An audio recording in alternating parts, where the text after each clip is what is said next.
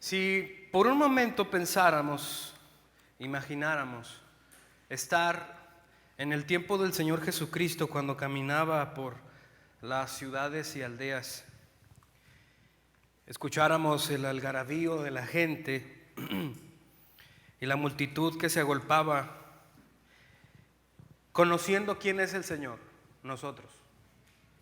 Como si nos metiéramos por un momento a la máquina del tiempo y fuéramos y retrocediéramos y viéramos al Maestro caminar. ¿Qué le pediría? Sabiendo que Él es el Dios eterno, encarnado. ¿Qué le pediría? ¿Qué milagro esperaría usted pedirle al Señor? Por lo general, la gente que se encontró con Él y buscaba tener un encuentro con Él, usted puede leer los evangelios y usted se va a dar cuenta que casi nadie pidió un milagro anormal, por así decirlo. Y vaya que decir eso es demasiado, porque los milagros no son normales. Casi todo el mundo pedía por su salud. Casi todo el mundo pedía que recobrara la vista o que caminaran o resucitar a los muertos, pero casi nadie pedía que lo salvara. Por lo general nadie está pensando en eso. El milagro más grandioso, hermanos, en la historia de la humanidad, que todavía el Espíritu de Dios está haciendo, es salvar a gente que justamente merece morir en el infierno eternamente, trayéndolos de las tinieblas a su luz admirable, por pura gracia, no por el esfuerzo humano, por puro beneplácito de su infinita gracia. Ese es un milagro impresionante, y todos los que gozamos del Espíritu Santo de Dios, amados hermanos, gozamos de ese milagro, el milagro de la salvación que costó la sangre de nuestro Señor Jesucristo en la cruz. El apóstol Pablo, hermanos, siguiendo con la temática que comenzamos en Efesios capítulo 5, vaya ahí conmigo por favor. Este segmento que se ha preparado, esta palabra, el capítulo 5, versículos del 1 al 10, el apóstol Pablo escribe, dice: por lo tanto, versículo 1 del capítulo 5 de Efesios, por lo tanto, imiten a Dios en todo lo que hagan, porque ustedes son sus hijos queridos. Vivan una vida llena de amor, siguiendo el ejemplo de Cristo. Él nos amó y se ofreció a sí mismo como sacrificio por nosotros, como aroma agradable a Dios. Que no haya ninguna inmoralidad sexual, impureza ni avaricia entre ustedes. Tales pecados no tienen lugar en el pueblo de Dios. Los cuentos obscenos, las conversaciones necias y los chistes groseros no son para ustedes. En cambio, que haya una actitud de agradecimiento a Dios. Pueden estar seguros de que ninguna persona inmoral o impura, noten eso, o avara heredará el reino de Cristo y de Dios. Pues el avaro es idólatra, que adora las cosas de este mundo. No se dejen engañar por los que tratan de justificar esos pecados, porque el enojo de Dios caerá sobre todos los que le desobedecen. No participen en las cosas que hace esa gente, pues antes ustedes estaban llenos de oscuridad, pero ahora tienen la luz que proviene del Señor. Por lo tanto, vivan como gente de luz, pues esa luz que está dentro de ustedes produce solo cosas buenas, rectas y verdaderas. Averigüen bien lo que agrada al Señor. Comúnmente, hermanos, estas últimas indicaciones que el apóstol Pablo está dando aquí a las iglesias que están en la zona de Éfeso, se centra en la segunda parte que comúnmente Pablo hace en las cartas. Primero escribe por una parte, todas las cuestiones teológicas que él quiere enseñar. En otras palabras, viene a ser pura doctrina, pura teoría, o más bien puro contenido, pura enseñanza, letra. Y esta segunda parte tiene que ver ya desde el capítulo 4 al 6 con la parte práctica. Él aterriza lo que él ha estado enseñando en los primeros 3 capítulos. Esto viene a ser ya parte de la práctica del cristiano. Y el apóstol Pablo, hermanos, para entender esta narrativa tenemos que quitar los versículos y los capítulos, porque realmente en el original no son así, no hay versículos, no hay capítulos, sino que todo esto viene a ser parte de un mismo cuerpo. Desde el capítulo 4, desde los últimos versículos, el apóstol Pablo comienza a hablar que por causa de que nosotros hemos sido renacidos o hemos sido hijos de Dios adoptados por su gracia, nosotros por lo cual hemos obtenido una nueva identidad, un nuevo conocimiento, una nueva conciencia y una nueva identidad que está fundamentada en Cristo. Una nueva forma de pensar, una nueva voluntad y una nueva identidad que se basa en la persona y en la obra de Cristo. Y esto no ha sido por el esfuerzo humano, sino ha sido por el maravilloso milagro de que Jesús, a través del Espíritu Santo, salva a la gente, regenera a las personas. En otras palabras, les da vida en su mente y en su corazón para que puedan observar la gran maravilla de la gloria de Cristo a través de las páginas del Evangelio. Qué maravilloso es poder verle, hermanos.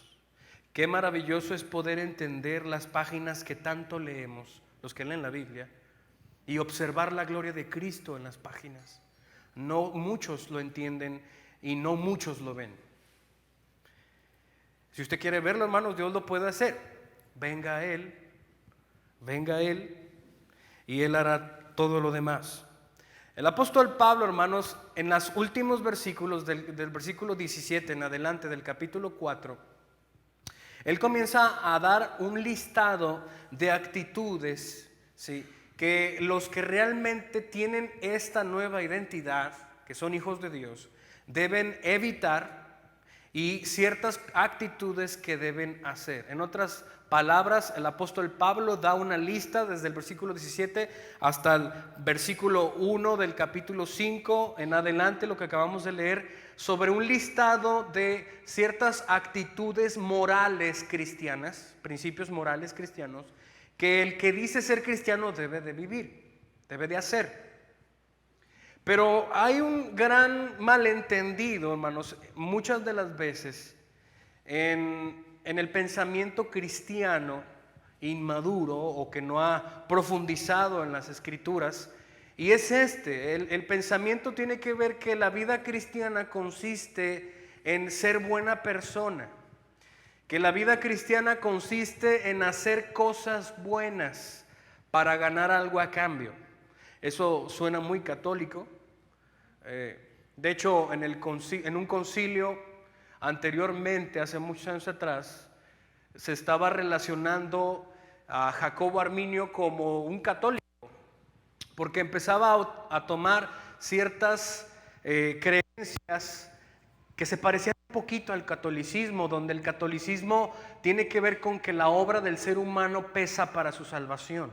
El ser humano tiene que hacer ciertos rituales, tiene que buscar a Dios, tiene que ser religioso, tiene que ir al purgatorio, tiene que purgar, pero hay muchas cosas que puede hacer para librarse. Sus familiares pueden dar dinero y él sale del purgatorio. Por eso es que en algún momento en la historia se levanta uno de entre ellos y comienza a ir en contra a eso. Martín Lutero, donde él contradice todo lo que la iglesia estaba promulgando en ese tiempo, y en esa junta que se hizo, hermanos, declararon que ese tipo de pensamiento donde el ser humano, ¿sí?, se puede de alguna manera o contribuye a su salvación buscando a Dios, ¿sí?, era una herejía. como si el ser humano tuviera la iniciativa de encontrarle. Ellos concluyeron que la realidad bíblica es que el ser humano no quiere a Dios, el ser humano no busca a Dios, sino que Dios busca a las ovejas que son perdidas. La iniciativa viene del Señor a través de su Espíritu Santo convenciendo a la gente. Así que esas personas que dicen tener esa nueva identidad de ser llamados hijos de Dios, familia de Dios, deben de vivir, ¿sí?, basado en un cuerpo de leyes morales, por así decirlo, pero no para ser salvados o para encontrar algo a cambio. Y esto ha sido malentendido porque muchas de las veces hay personas que han vivido toda su vida viviendo un cristianismo moralista, un cristianismo religioso o farisaico, donde ellos se consideran a sí mismos como buenos cristianos porque hacen cosas buenas o hacen cosas cristianas. ¿Sí van conmigo? Pero realmente eso no es lo que define si somos buenos o malos cristianos. La realidad es esta, que Dios es infinitamente santo. Eso quiere decir que la santidad de Dios no tiene límites. No tiene límites. Y no hay ninguna herramienta para poder cuantificar cuánto es su santidad. No existe. Así que, por ende, cualquier persona que no esté a sus estándares es un vil pecador. Es un vil pecador que merece el infierno. Y les pregunto, ¿cuál obra buena hemos hecho? Ninguna. Entonces, ¿de qué se trata? ¿Por qué el apóstol Pablo está hablando de que nosotros, como siendo hijos de Dios, porque ese es el versículo 1, él inicia en el versículo 1 del capítulo 5 diciendo que por lo tanto, y esta declaración une toda la lista moral cristiana que hay en el capítulo 4, diciendo que como Dios nos ha salvado, Dios nos ha dado vida cuando estábamos muertos en nuestros delitos y pecados, Dios nos salvó por pura gracia a través de nuestra fe, porque nosotros creímos, nosotros nos arrepentimos, pero por ser convencidos del Espíritu Santo, por causa de eso, ahora nosotros debemos imitar. Y después en este versículo y delante en el capítulo 5, usted puede ver que el apóstol Pablo está hablando aquí no como opiniones para que el nuevo cristiano o los cristianos en Éfeso consideren una opinión, una probabilidad de comportamiento cristiano. No, el apóstol está hablando en un sentido imprecatorio. Él está diciendo que debe cumplirse. Es un mandato apostólico. No es una sugerencia. No está pidiendo permiso el apóstol Pablo para que los cristianos en Éfeso, a ver si quieren, a ver si les cae, si están de acuerdo a esta nueva vida cristiana. No, se da por hecho, hermanos, que realmente los que son cristianos van a vivir así. Eso no cambia el hecho que los nuevos creyentes o los que tenemos el Espíritu de Dios seguimos pecando. Bueno fuera, hermanos, que cuando nos bautizamos, cuando fuimos sumergidos al agua, nuestra naturaleza vieja hubiera sido deshecha y hubiéramos nacido totalmente sin pecado. Qué glorioso, hermanos, hubiera sido eso. Pero la realidad es que en este lado de la gloria todavía no es así. Anhelamos el momento de la gloria futura donde nuestra maldad sea deshecha por completo, ¿verdad? Pero no lo es así, hermanos. Así que, ¿cuál es el sentir entonces del apóstol Pablo? ¿Acaso el apóstol Pablo está incentivando a los efesios para que vivan moralistamente, por así decirlo? Para que tengan un estándar o una vida cristiana de hacer obras buenas para recibir algo a cambio? ¿Usted qué piensa? La realidad es que no, obviamente el apóstol Pablo no está incentivando a los efesios o a los cristianos para que tengan una vida moralista. Entienda moralista, hermanos, como aquellos fariseos que se creían súper santos. ¿Sí recuerdan los evangelios? Que eran la pura y nata, ¿sí?, de la sociedad, los sabiondos de la ley de Dios, y trataban de aquí hacia afuera vivir religiosamente, pero por dentro ellos estaban completamente putrefactos. El Señor Jesús en los famosos ayes, cuando les dice: ustedes son unos sepulcros que por fuera se ven muy bonitos, son muy bonitos, se comportan muy, pero por dentro siguen siendo una bolsa de huesos podridos. Eso es el moralismo. Usted trata de vivir una vida cristiana para conseguir algo a cambio de Dios. Señor, el lunes yo me levanté a las 5 de la mañana para orar. Fíjate en mi esfuerzo, creo que tengo que recibir algo de ti. Creo que, me estoy esforzando, Dios, por ser santo. Oye, por favor, un milagrito.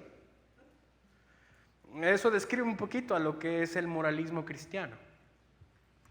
Espero que no sea así su vida, ni espero que mi vida sea así, hermanos, porque eso no es el cristianismo. Así que el apóstol Pablo inicia diciendo que porque somos hijos amados de Dios, nosotros debemos igualar el comportamiento de Dios en todo lo que hagamos. Y empezamos fuerte. Empezamos fuerte. Esto podría ser visto como en algún momento cuando el Señor le dice a Moisés en el desierto: anda delante de mí y sé, ¿qué le dice? Sé perfecto. Diciéndole a Israel: si quieren caminar conmigo, ustedes tienen que estar a mis estándares. Deben de ser perfectos. Dios, hermanos, realmente en su carácter, Él no va a menguar lo que Él es por caminar con nosotros. Él no va a dejar de ser 100% infinitamente perfecto por caminar por nosotros. Pero eso no quita el hecho que Él quiere caminar con nosotros. Él sigue exigiendo que sus hijos sean como Él. Eso no va a cambiar. Pero el problema también ya se arregló. El problema es que mandó a su hijo para hacer muchos igual que Él. Y lo va a lograr. Es un momento solamente. En la lucha, en el forcejeo de que quiero hacer su voluntad, pero alguien delante de mí se contrapone a esa voluntad. Así que el apóstol Pablo dice que debemos de imitar en esta nueva identidad, en esta nueva conciencia que se ha generado por la regeneración en el Espíritu Santo, por ser bautizados en agua y el Espíritu de Dios. Esta nueva identidad debe ser plasmada en nuestro comportamiento, en todo lo que hacemos. Y esto es interesante, hermanos, porque quiero decirles, escuchen bien esto: los que realmente somos hijos de Dios no vivimos vidas partidas a la mitad. Quiero decir, o quiero explicarlo de esta manera: yo, como hijo de Dios que tengo su Espíritu, soy cristiano donde sea que estoy. Yo no tengo una vida secular. Si usted, todos los que tienen trabajos, hermanos, en compañías, en empresas, en fábricas, en lo que sea, usted no debe de darse la oportunidad de vivir una vida secular, porque si usted es hijo de Dios, usted no tiene esa vida. Realmente todos los que somos hijos de Dios, que tenemos su Espíritu, no tenemos una vida secular. Todo está delante del rostro, vivimos delante del rostro de Dios. Como la frase coram Deo, ¿han escuchado esa frase? Delante del rostro, delante de la cara de Dios vivimos.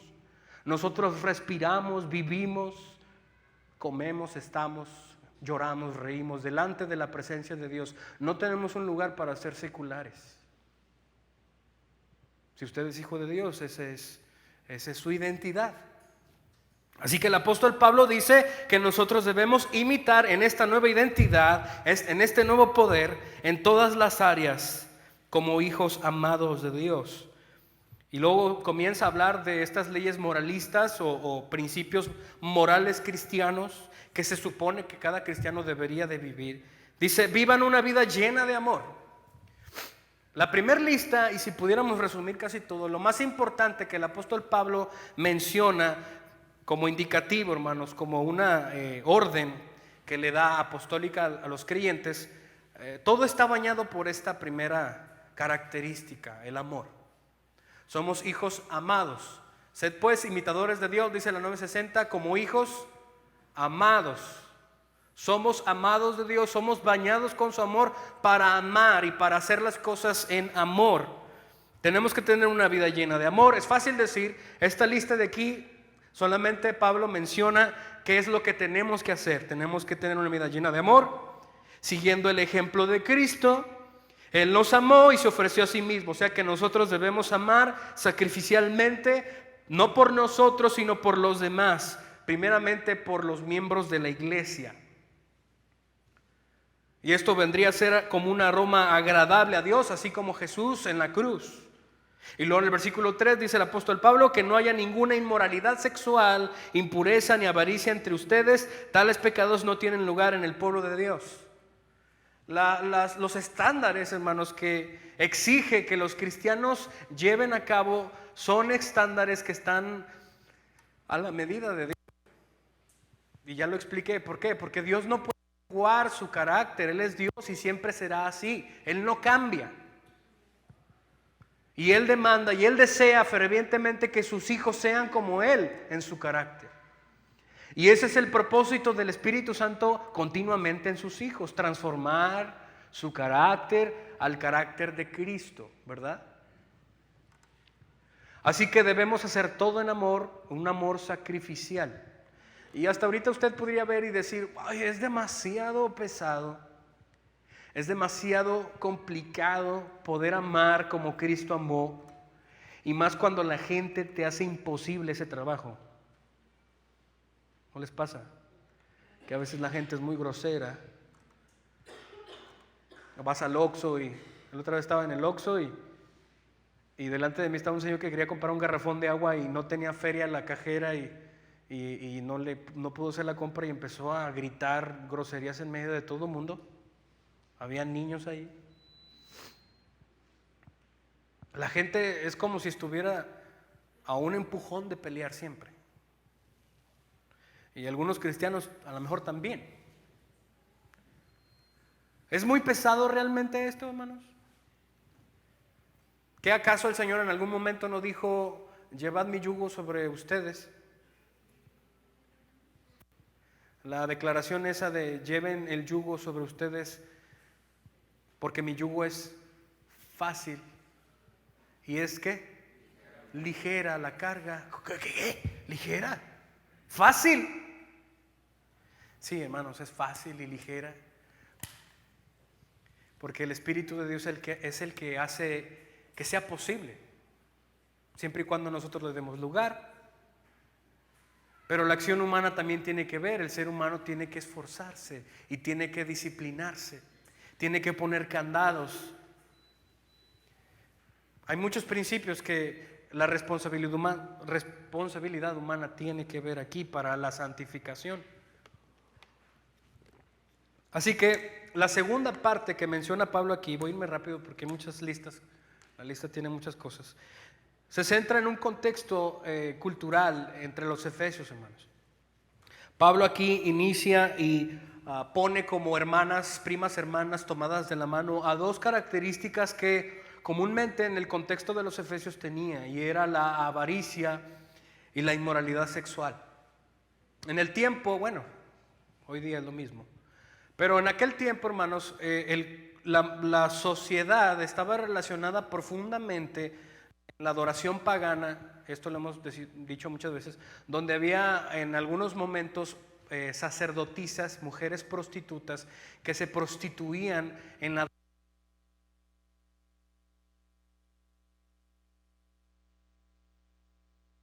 Perdón. Yo lo apagué, perdón. Se prostituían en adoración. La adoración cultica a sus deidades consistía en tener relaciones sexuales, tener orgías dentro de los lugares con todos los ciudadanos o las personas que pudieran estar. Y eso se consideraba como adoración. Eso es una cosa cultural que había en ese tiempo. Y esto promovía una explotación de inmoralidad sexual. No solamente eran personas adultas teniendo relaciones sexuales, sino que había pedofilia, había bestialismo también, había depravaciones impresionantes. No se necesitaba tener el celular e internet para ver pornografía. Usted lo vivía, usted lo miraba, era cotidiano. En otras palabras, Pablo conoce ese contexto y conoce que gran parte de los hermanos que son la iglesia de Éfeso estaban batallando con este tipo de situaciones. Hermanos dentro de la iglesia. Hermanos que tenían una inclinación a la inmoralidad sexual. Y la inmoralidad sexual, hermanos, no solamente es o debe ser vista en la palabra original que menciona aquí Pablo sobre tener relaciones sexuales fuera del matrimonio. De hecho, yo diría que eso sería muy por encima. Pablo está hablando de más depravaciones como las de que acabo de mencionar ahorita. No solamente es tener relaciones fuera del matrimonio, es tener relaciones con todo mundo, animales, cosas, en público. Y eso se había metido en el corazón de varios miembros de la iglesia, porque ellos llevaban esa cultura cuando se hicieron cristianos. Cuando uno viene a Cristo, hermanos, uno lleva cargando un equipaje de cultura no cristiana. Los que nacemos en el Evangelio no estamos tan diferentes, porque seguimos siendo pecadores. Pero hay personas que han nacido en el Evangelio y ellos siguen siendo pecadores. Es mi caso, yo no tengo nada diferente. Hay personas que vinieron a Cristo cuando tenían 18 años, 30 años, 40 años y más adelante. Y ellos llevan una vida llena de hábitos que van en contra de Dios. Traen un equipaje, hermanos, de vida, de años. De hábitos que se contraponen a la luz de Cristo o a la santidad de Dios. Y en muchas de las veces, conforme al designio y el plan de Dios, cuando uno es nacido de nuevo en esas circunstancias, muchas de las veces Dios hace milagro de quitar ciertos pecados de la noche a la mañana. A veces no es una regla, pero en la mayoría de los casos, hermanos, eso no se va. Y uno tiene que luchar con eso mucho tiempo, o si no es que toda la vida. Llamémosle, por ejemplo, a personas que antes eran homosexuales o lesbianas, que tienen inclinaciones pero ahora que están en Cristo, ellos entienden, ellos saben y se deleitan en la santidad de Dios, pero por otro lado hay una naturaleza que se contrapone y tiene la inclinación a regresar y a deleitarse, el viejo hombre o la vieja mujer, por así decirlo, a la vida antigua. Y esa es la lucha que constantemente uno tiene. Pareciera que el apóstol Pablo se enfoca precisamente a eso cuando él está hablando sobre que debemos nosotros mantenernos santos en esta lista que continúa hablando. Dice él que no debemos tener ninguna inmoralidad sexual. Hoy día, hermanos, las cosas no han cambiado mucho. De hecho, yo diría que las cosas se han incrementado todavía peor, hablando de la inmoralidad sexual. Hace mucho tiempo había escuchado yo, hermanos, un reportaje en una predicación de un evento que hicieron de pastores en un hotel en Estados Unidos. Y hicieron un evento, una conferencia de pastores de un sector del país de Estados Unidos, y eran no sé cuántos pastores. El asunto es que en algún momento el encargado del hotel, al terminar el evento, fue con el organizador del evento y se quejó porque muchos, y dio una lista de grandes hombres de Dios, se habían inscrito a canales pornográficos que miraban en la televisión mientras estaban en la conferencia. Pastores. Eso fue en 1900 y qué hubole, cuando el internet todavía no explotaba. Hoy día, hermanos, los niños pequeños, niños de 3 años, han sido expuestos a imágenes o a eventos de inmoralidad sexual. Pequeños. Ha habido casos también donde niños pequeños sorprenden a sus padres teniendo relaciones, y eso, hermanos, un niño no lo puede sobrellevar tan rápido. Hay muchos casos así hoy día. Hoy día, hermanos, mujeres desnudas o hombres desnudos están al alcance de un pequeño clic en el teléfono. ¿Y sabe qué? La inmoralidad sexual forma parte de la cultura en el mundo. Si usted se fija, va al cine o ve alguna película o alguna serie en Netflix, sí o sí tiene que haber negros, o coreanos, japoneses, chinos, mujeres que quieren ser hombres y hombres que quieren ser mujeres y escenas de sexo. Todo tiene que tener eso. Si no, no es relevante. Me gustan las series, pero casi siempre, hermanos, cuando me fijo en eso, en las series que me interesan, siempre tiene que haber algo así. Que hasta usted dice, bueno, si quitaran esto de la serie, no pasaría absolutamente nada, seguiría lo mismo, hasta sería más padre. No le cambia nada, pero tiene que haber ese gesto. ¿Por qué? Porque la gente que es homosexual o la gente que tiene principios así se siente, ¿cómo le llaman? Identificada, se siente que lo están tomando en cuenta, ¿sí? Que le respetan sus derechos. Es muy común ya, hermanos. De hecho, esta predicación que se va a subir a YouTube, a lo mejor no las van a tumbar porque estoy hablando de esto. Mandan un mensaje y dicen que hemos violado los protocolos. Por favor. Si transmiten a veces ahí puro, pero bueno, no es el tema. Así que la inmoralidad sexual en nuestro mundo es algo muy normal, pero todavía se esconden las personas que practican eso. Y lo dice el apóstol Pablo, que tales pecados no tienen lugar en el pueblo de Dios, en el pueblo de Dios. Los cuentos obscenos, continúa la lista. Las conversaciones necias, los chistes groseros no son para ustedes. Está hablando acerca de cómo habla un verdadero hijo de Dios. No es una persona que anda hablando groserías. Y aquí Pablo lo especifica un poquito más, o se inclina más a una depravación, a unas personas que son hábiles en contar anécdotas o chistes rojos, ¿sí? Sensuales, todo ese tipo de circunstancias. Nosotros no somos así, no hablamos así. Dice, en cambio, que haya una actitud de agradecimiento a Dios. Y como dato interesante, hermanos, el agradecimiento apaga muchos fuegos en el corazón del cristiano.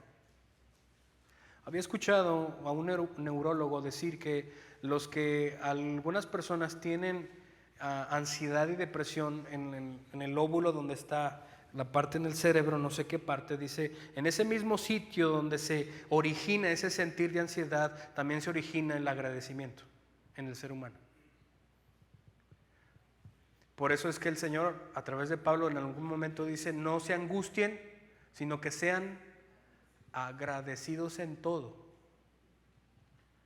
El agradecimiento, hermanos, en el cristiano apaga muchos fuegos. Pueden estar seguros, versículo 5, de que ninguna persona inmoral, y esto es interesante, impura o avara heredará el reino de Cristo y de Dios. Y aquí podríamos hacer una pregunta, hermanos, ¿quién de nosotros puede estar libre de decir que no es impuro o inmoral o avaro? Usted puede decir, yo no soy avaro. ¿Sabe qué realmente significa la avaricia en este contexto? No es que usted no quiera dar dinero o que sea codo. No está hablando de eso. Está hablando de que usted tiene hambre y aprovecha cualquier circunstancia para obtener más. Sea lo que sea. ¿A quién no le gusta eso? Somos avaros. Tenemos esa actitud, ¿o no? Algunos más, otros menos. Y nos hacemos esta pregunta, entonces, ¿no vamos a heredar el reino, hermanos? La realidad, hermanos, es que Pablo está aquí llevando un patrón. Y hay mucho que leer. Después dice, no se dejen engañar. Esto es interesante porque hay personas dentro de la iglesia que quieren justificar su forma de vivir. Me he topado con muchos hermanos así, que quieren justificar sus pecados. Es que usted no me entiende, hermano. Usted no sabe quién es mi esposa. Usted no sabe quién es mi esposo. Usted no sabe cuánto yo sufro. Como si quisieran tapar el sol con un dedo, ¿no? Justificando. Es que yo estoy pasando por esto, así que me doy permisos. Escuchen bien esto, hermanos, allá también, los que están allá con los bebés. La actitud farisaica de algunos cristianos, hermanos, de hacer cosas buenas, produce también, ¿sí?, una necesidad de cubrir tus errores. ¿Cómo? Hay gente cristiana que se da permisos de pecar porque cree que es demasiado bueno.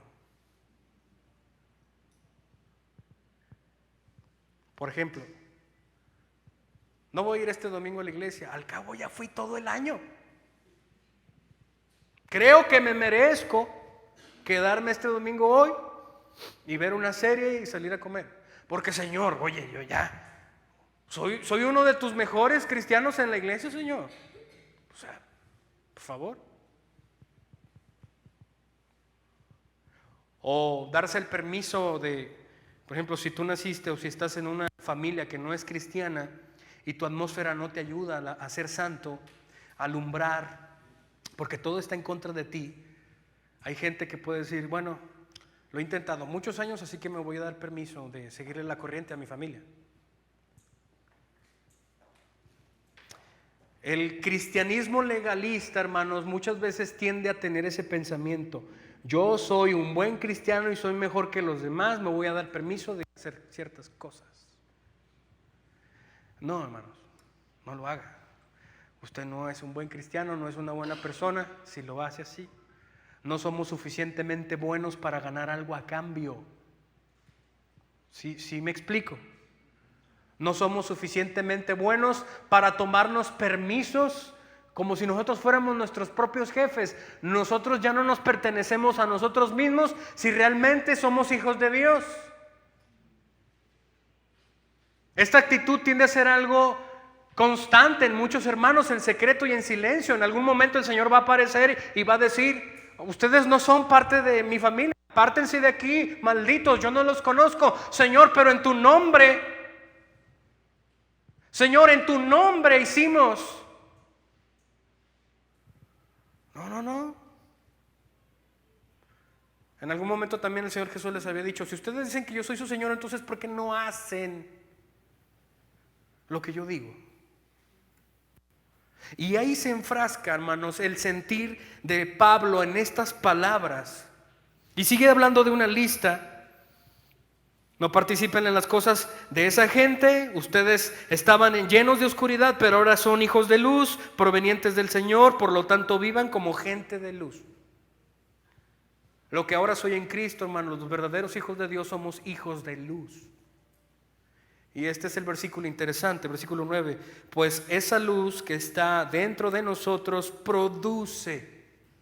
¿Quién?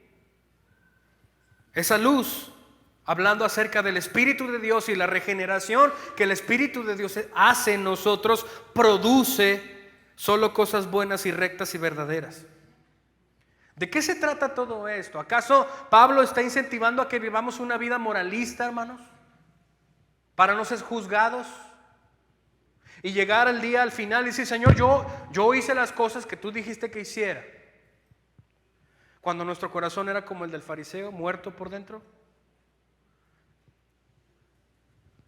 No debemos confundirnos, hermanos. El maravilloso milagro de la regeneración que el Espíritu de Dios hace en las personas produce obras santas, claro que sí, pero no por eso vamos a ir al cielo.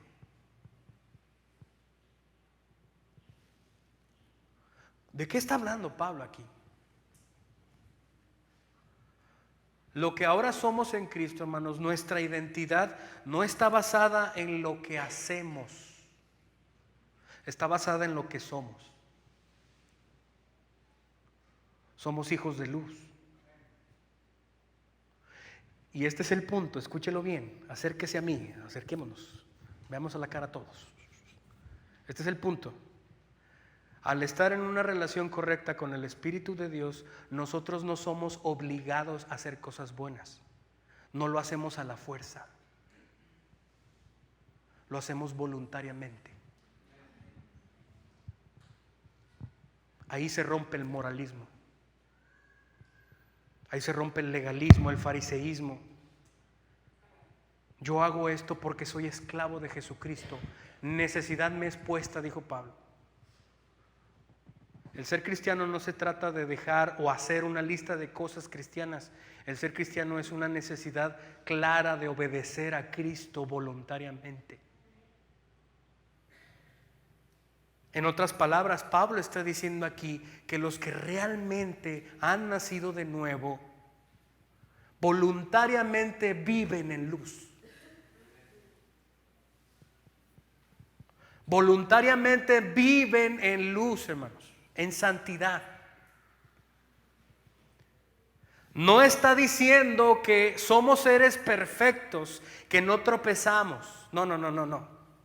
Él está hablando de una transformación espiritual que lucha con la verdadera actitud correcta ante esta circunstancia de pelear con la naturaleza caída. Hay una gran diferencia, hermanos, y esto lo mencionamos cada vez que podemos, de una persona que peca y dice ser cristiana y se goza en su pecado,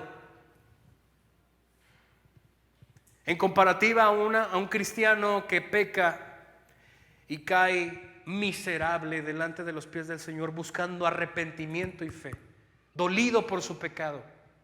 Hay una gran diferencia. Uno se goza en su pecado y el otro aborrece su pecado.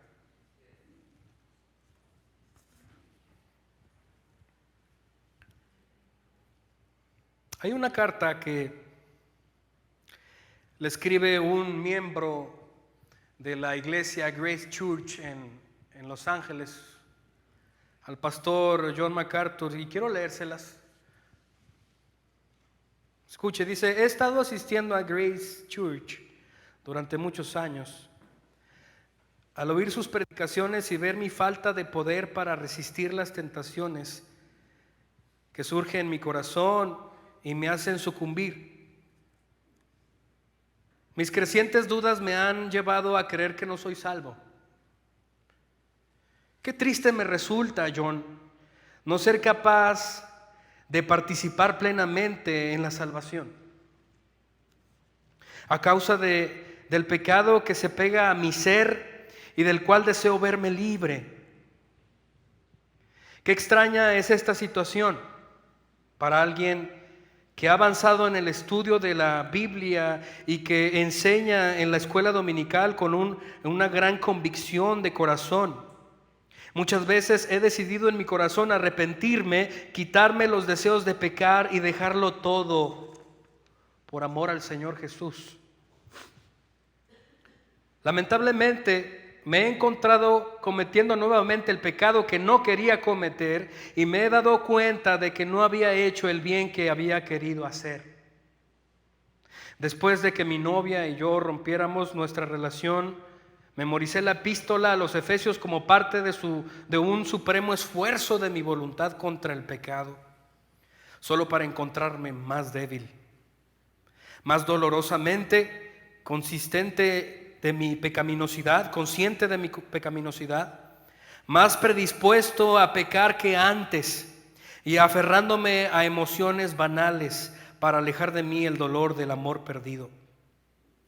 Esto ocurre mayormente en el corazón, John, pero es allí donde tiene importancia y donde en realidad vivimos. Yo peco porque soy un pecador. Soy como un soldado sin armadura, corriendo a través del campo de batalla mientras soy atravesado por los fierros, dardos del enemigo. No podría dejar la iglesia aunque lo quisiera. Amo a la gente y estoy cautivado por el evangelio del hermoso Mesías, pero soy un montón de estiércol sobre el suelo de mármol blanco de Cristo, un perro callejero que anda a hurtadillas por la puerta trasera del banquete del Rey para lamer las migajas del suelo. Estar cerca de los cristianos que son ricos en las bendiciones de Cristo y poder tomar así algo de lo que ellos les sobra. Por favor, ore por mí como mejor le parezca. La actitud, hermanos, de la lucha es real. En cada cristiano es real. Pero la gran diferencia es que hay un apego impresionante y maravilloso ante las verdades del evangelio. Yo me identifiqué demasiado al leer esta carta, porque yo soy igual. Lloraba cuando la leí, la volví a releer y me machacaba el corazón cuando escuchaba esa de yo soy una bolsa de estiércol, como un perro con llagas.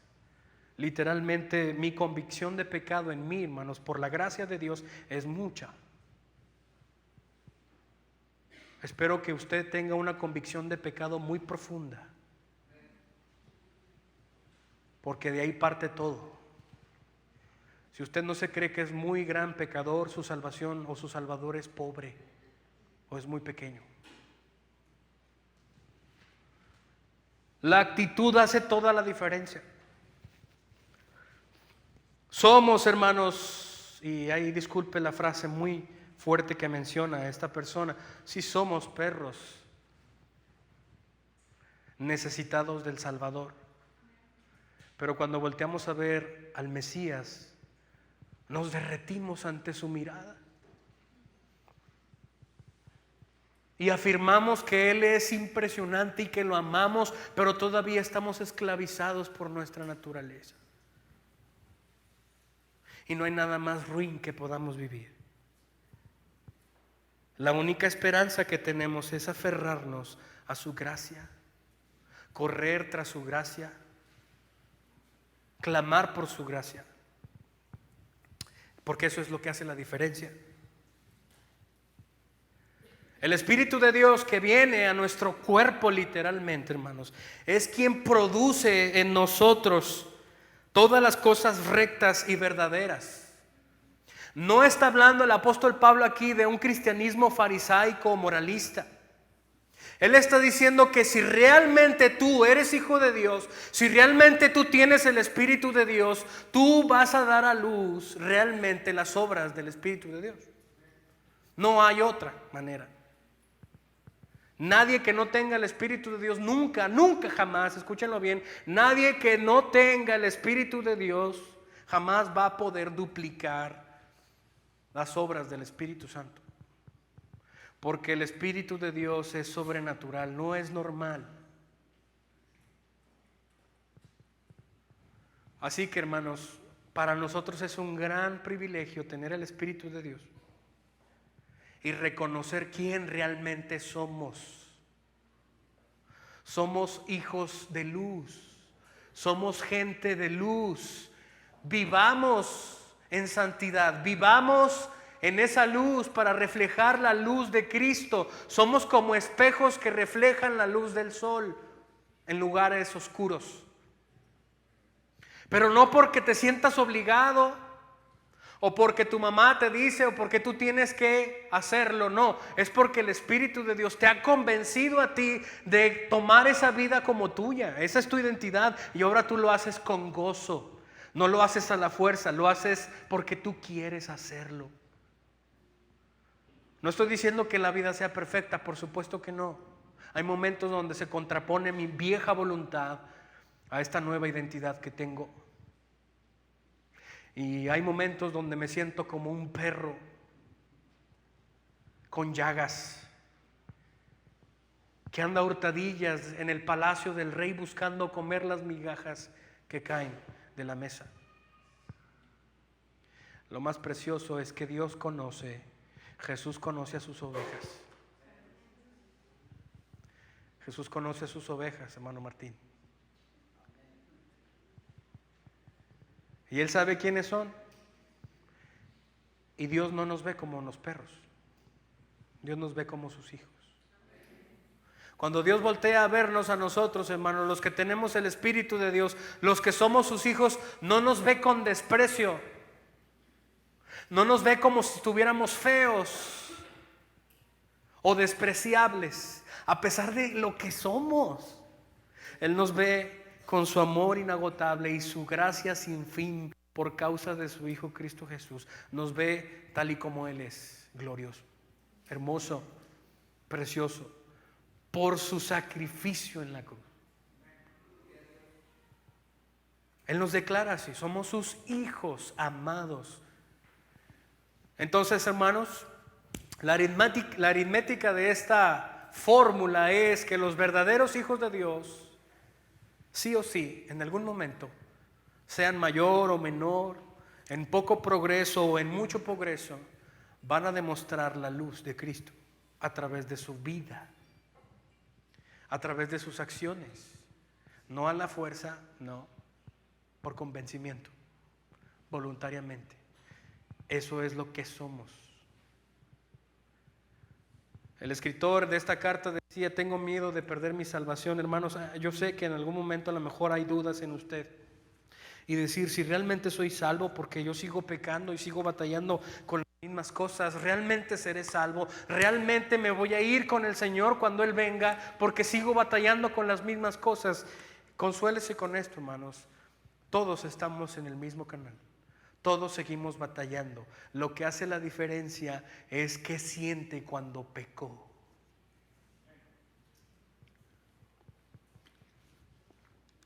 ¿Qué siente? ¿Alegría? ¿Satisfacción? ¿Momentánea? Puede ser. Pero después de que terminó el sentir, ¿qué siente? ¿Se siente morir? ¿Se siente defraudado al Señor? ¿Que usted está defraudando al Señor? ¿Se siente miserable y corre al Señor en arrepentimiento y fe? Eso cambia la cosa. Eso es lo que somos. No somos salvos por nuestras obras, no, hermanos.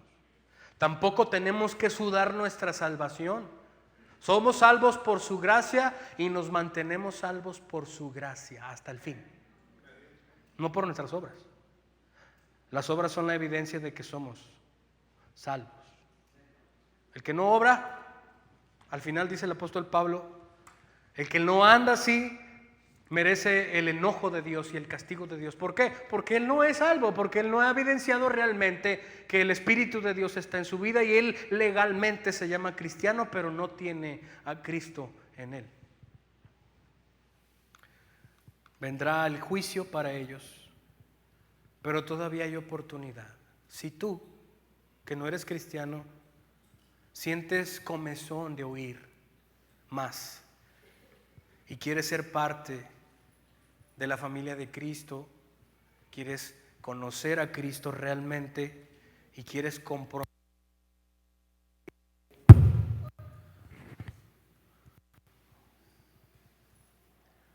no descansa. Estamos en vivo. Ven a Él en arrepentimiento y fe. ¿No sabes qué es esto? Te explicamos. Con nosotros, acércate con las sugieres. Si tú quieres seguir a Cristo, si quieres saber de qué se trata esto, sí, es gratis, no hay ningún costo, es gratis. Hermanos que somos cristianos, sí, esforcémonos por ser la luz. Esforcémonos, agarrémonos de las herramientas que el Espíritu de Dios nos ha dado para brillar la luz. No va a ser tan complicado, hermanos, porque si realmente somos hijos de Dios, todo se hará conforme a su voluntad. El Espíritu de Dios tomará el control en algún momento, nos va a enseñar, nos va a hacer madurar y Él va a resplandecer. Ubique si realmente usted es un cristiano moralista, arrepiéntase. Sus obras no lo van a llevar a ningún lado. Recargue todo lo que usted es en la gracia del Señor. No se dé permisos. Nosotros no tenemos permisos de nada, de regresar ni un paso hacia atrás, no. Le pertenecemos a nuestro Rey, Señor. Amén. Padre Santo, te agradecemos, Señor, por esta nueva identidad que tú has formado a través de tu Espíritu Santo en nosotros, esta nueva conciencia que viene de tu Espíritu Santo, Señor, que nos ha hecho reconocer que somos viles pecadores delante de un Dios infinitamente puro y santo. Espíritu Santo de Dios, crea en nosotros una conciencia profunda de pecado. Entre más conocemos quiénes somos sin ti, más te necesitamos. porque realmente somos miserables pecadores, Padre. Esa es la realidad. Si tú quitas tu gracia delante de nosotros, no somos nada y ni tenemos nada. Espíritu Santo de Dios, crea en nosotros, en nuestro corazón, en nuestra mente, una convicción muy, muy, muy profunda de pecado, Señor, para que a su vez valoremos tu gracia, para que resalte tu gracia, para que resalte tu bondad y tu santidad. Nos creemos ser lo suficientemente buenos, Padre. Qué ignorantes somos, Señor, perdónanos. Qué ignorantes somos. Ten misericordia de nosotros, Espíritu Santo. Enséñanos en el silencio, en la prueba. Enséñanos, Padre, en los momentos íntimos contigo. Enséñanos y revélanos parte de tu rostro al conocer a través de las páginas que tu Espíritu Santo ha escrito. Espíritu de Dios, abre el corazón y el entendimiento de los que están muertos y dales vida conforme a tu designio, conforme a tu voluntad. Da vida, Señor, a los que están muertos, para que contemplen tu hermosura y vengan a ti. En el nombre de Jesús.